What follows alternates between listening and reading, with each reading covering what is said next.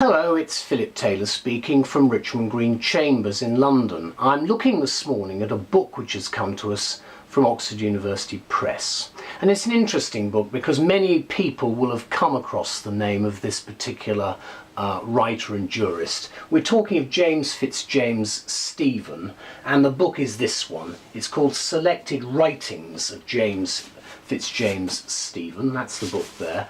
It's got a subtitle, A General View of the Criminal Law of England, and it's been edited by K.J.M. Smith. That's the front, that's the spine, and then there's a back comment explaining. This is the actual dust cover. It's a nice little bit inside there, which you can see in the dust cover. Then a little bit, very small amount about Professor Smith, which is there. What you do have in the book itself, it's a book running to quite a large number of pages, 400 odd. There's a very detailed original index on Stephen himself, and then you've got extracts from the various writings, and you can see how it's structured by the book itself. It's obviously got main copy in it, and there are footnotes. But let me go to the front and show you that bit. There's a photograph of Stephen there. And then you've got the actual front cover. Then you've got, after that, the various writings which have been selected, which are listed there. And you've got a little biography of him at the back. Then there's a dedication by the author to his son, or the editor to his son, and some acknowledgements. And then you've got the commentary. It's the content, an introduction, and then the various chapters, which you can see, and there are 9 of them in all. Now, the introduction is well worth reading. Genesis and writing of the general view. Now, people probably won't remember too much about Stephen until you think about your studies in criminal law and in evidence in particular, because when you look at what they say about him, his value as a jurist is quite substantial, because he was in fact the pathfinder, if you like, for what we want to do about the codification of our criminal law and our law of evidence into what is the general common law structure. And that's been talked about and discussed now for actually a couple of 100 years, and we are moving very much towards that, as the current editors of the Criminal Law Review will be pleased to hear, because they've been campaigning effectively, although they probably won't use those words, for some time to see whether we might actually have some proper codification. And if I would have thought by the middle of this century, once Parliament starts looking seriously at the way we do things, that we will be getting more codification in this area. Anyway, let me say what we've commented on in our writing of the review. My wife Elizabeth and I have looked at this book. It's not an easy book to read. It's quite a heavy book. We've given it the title, Criminal Law in Victorian England, How Much Has Really Changed? And this is what we say. From approximately 1856 onwards, James Fitzjames Stephen, a young lawyer in his late 20s, was becoming well known for his contributions mainly to the Saturday Review, soon to be acknowledged as the greatest sort of political and literary weekly of the period. Witty, erudite and sharply critical, when criticism seemed in order, this noteworthy journal quickly became known as the Saturday Reviler, staffed by young men with the proper confidence in their own infallibility. A lot of words there. Now, the interesting point here is the word criticism, because that's not really liked. The word criticism is not a popular term. They like to use the word constructive observations. So, in fact, that's really, if you want criticism, that's a heavy hit on what is a constructive observation about where we are and where we should be going. That's really where Stephen comes into all of this. Fitzjames Stephen also contributed to other publications, including Cambridge Essays, and also delivered a number of papers to the Judridical Society.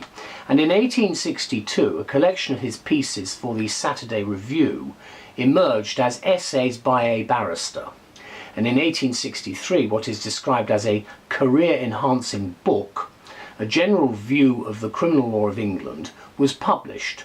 And Fitzjames Stephen was a prolific writer and thinker across a wide range of topics from literature and religion to ethics and history, as well, of course, as the law. Writing on law, he was outspoken and analytical on law reform, the criminal defence of insanity, capital punishment, codification and criminal procedure, and much, much more. And really where I come into this, and I think many practitioners do, is we remember him from the codification and the criminal procedure issues. This book has been published by OUP under the editorship of Professor Smith, and is primarily an edited edition of Fitzjames Stephen's general view of the criminal law of England, referred to in the editor's acknowledgements as having benefited from the observations and suggestions of Professor Sir Christopher Ricks and Professor Patrick Polden. To call this a treatise on the Victorian criminal justice system would oversimplify its scope and intent. Stephen's overall aim, it would appear, was to examine the workings of the criminal law as an institution within its particular place in the social and political landscape, with a view to having it recognised both by lawyers and laypersons as a social science, and indeed an important component of a liberal education. Read through the book and you'll not fail to notice that Stephen's analysis throughout is objective, fearless, and in places pretty stern stuff. What is truly startling is that generally his commentary remains topical and in most cases directly relevant to the 21st century reader, whether a lawyer or not. And to cite only one example, Stephen offers, in the words of the editor, quote, a cryptic contrast between the former current Victorian punishment practices. There has been, he says, a transition from almost barbarous severity to excessive lenity, both the lenity and the serenity being tempered by a wide personal discretion reposed in the judges. Now, the meaning of lenity, that's open to some speculation. If it means leniency, which it almost undoubtedly does, this trenchant opinion would certainly resonate with any number of critics of the criminal justice system in place today.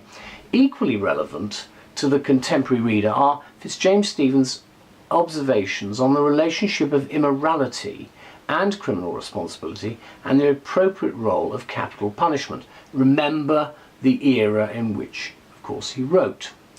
Taking this argument forward, there is an interesting footnote here which refers to Stephen's criticism of the criminal justice system's utter want of system, its equivocation over whether punishment seeks to reform or punish, and the frequent lack of proportionality of punishment between different levels of criminality.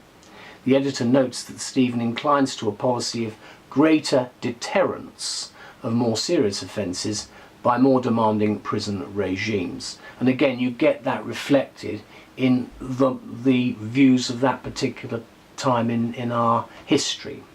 So let me conclude by saying it's not difficult to conclude that Fitzjames Stephen was a fortunate possessor of a fine legal mind and a cultivated sensibility, which, combined with the skills of a journalist, renders his observations, and I say they're observations, readable and current to this day.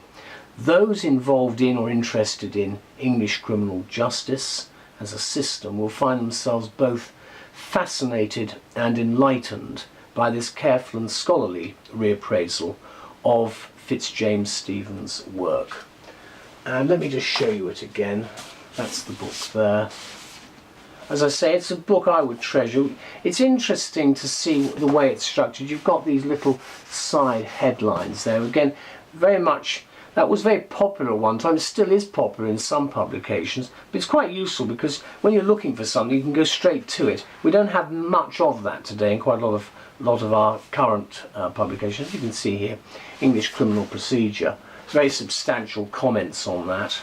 And then right at the back, as I say, there is a very useful bibliography, which I think anyone who's doing a study of what he's actually put forward will find this extremely helpful. to get some idea of what his contribution has been. Anyway, I'd like to thank OUP and certainly Professor Smith for producing this work and doing the editing. I think they've brought it as up to date as possible, and an awful lot of what's in there is directly relevant to what we're doing at the moment. So thank you to all concerned, and do have a good read of it. It's an interesting book, but it's quite hard going. But thank you anyway. Bye bye.